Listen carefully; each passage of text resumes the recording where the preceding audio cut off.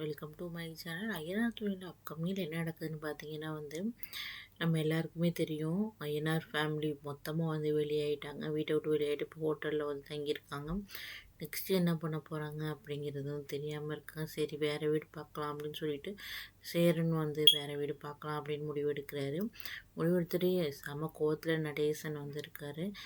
இதுக்கெல்லாம் காரணம் அவங்க அண்ணனும் தங்கச்சியும் தானே. அவங்க ஏதாச்சும் பண்ணணும் அப்படின்னு சொல்லிட்டு அவங்க அண்ணனை போய் இது நீ எல்லாத்துக்கும் நீ தான் காரணம்டா. என் பிள்ளைங்க நடுத்தருவில் கொண்டு விட்டுட்டியே. என் பிள்ளைங்க நானும் ஹோட்டலில் போய் தங்கியிருக்க மாதிரி பண்ணிட்டியா. அது எங்கள் அப்பா எனக்கு கொடுத்த வீடு, அதையும் பறிக்க பார்க்குறீங்களா அப்படின்னு சொல்லிட்டு அவர்கிட்ட அவரை அடிக்கிறாரு. அடித்தோன்னே பார்த்தீங்கன்னா அவர் போய் போலீஸ் ஸ்டேஷனில் நடேசன் மேலே கம்ப்ளைண்ட் கொடுத்துட்டாரு. ஒன்று போலீஸ் நடேசனை அரெஸ்ட் பண்ணிடுறாங்க. பண்ணதுக்கப்புறம் வெயிலில் போய் அதுக்கப்புறம் ஃபேமிலி எடுக்கிறாங்க. ஏன் இப்படி பண்ணுற, நீ வீணாக பிரச்சனை பண்ணிக்கிட்டு இருக்க, எப்படி அந்த வீட்டை மீட்கலாம் அப்படின்னு சொல்லிட்டு பார்க்கலாம் அப்படின்னு சொல்லிட்டு எல்லோரும் நடேசனுக்கு அட்வைஸ் பண்ணுறாங்க.